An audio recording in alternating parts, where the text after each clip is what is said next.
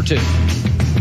Wherever you may be and however you may be listening, we are live in Los Angeles on iHeartRadio, Fox Sports Radio, and right here on FS1. Peter King just stopped by.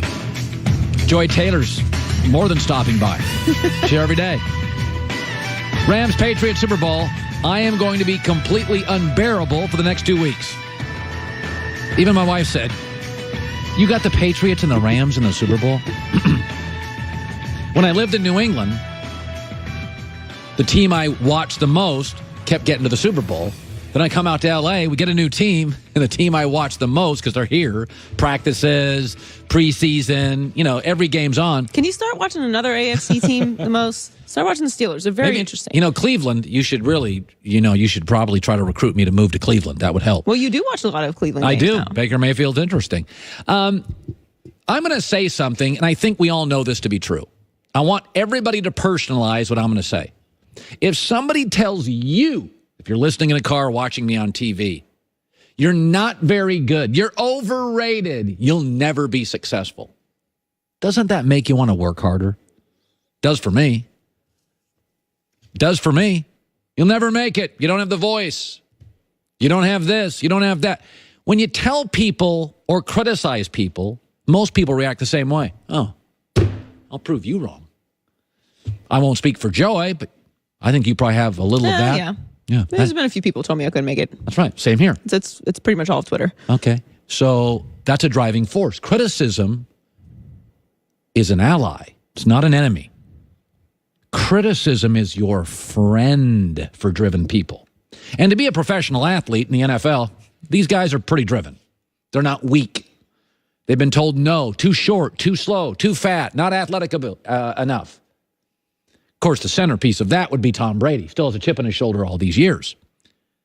But I saw a story this morning that said Belichick and Tom Brady, all that stuff was just gossip, and I don't believe that to be true. I think they had a little off-season Garoppolo issue. But here's what I know is true with the New England Patriots. I know it's true with Belichick, and I know it's true with Brady because I have video proof that they used the media to galvanize.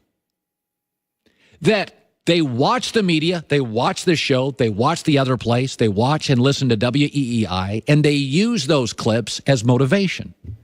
Remember what Tom Brady said after losing to the Chargers? Remember this?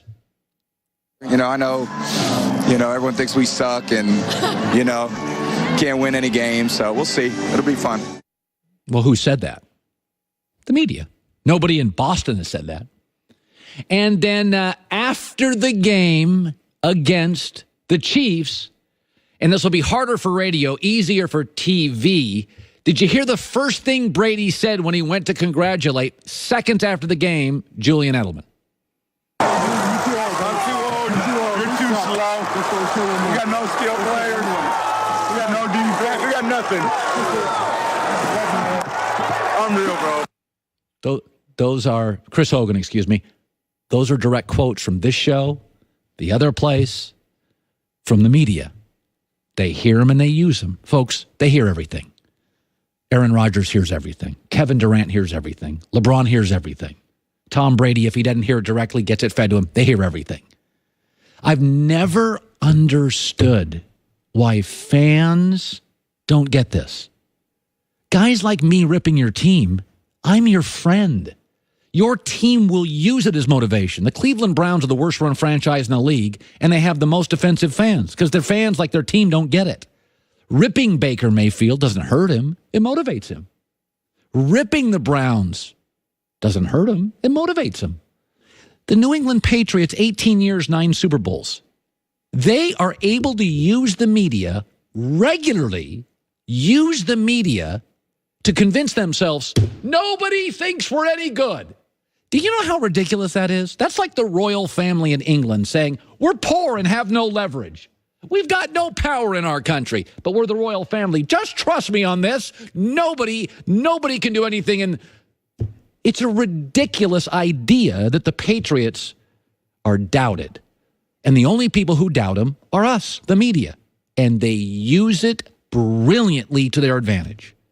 Cleveland, a dumpster fire of a franchise, bristles, angry if you criticize anything. They don't get it. Use us. Criticism in life is not an enemy. It is an ally. James Harrison played with the Steelers for years.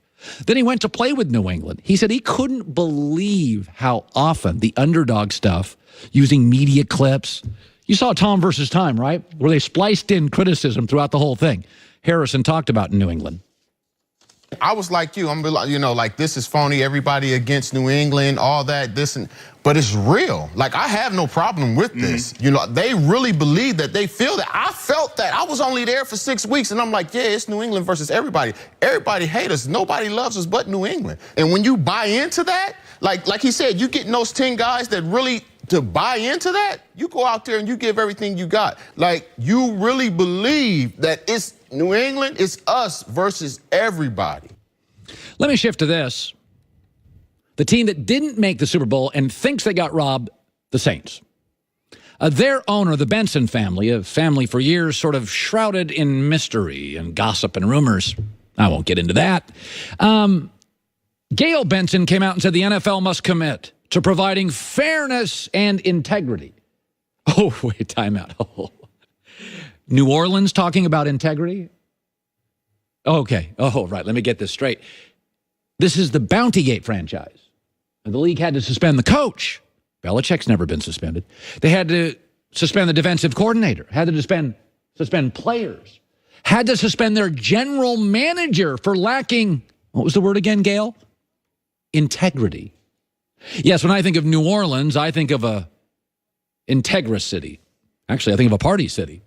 When I think of the Benson family, I think a lot of things. But when I think of the Saints, it's a great story. It's a great team. But this is the Bountygate team. You're going to lecture us on integrity? Oh, that's adorable. Integrity. Your GM was suspended.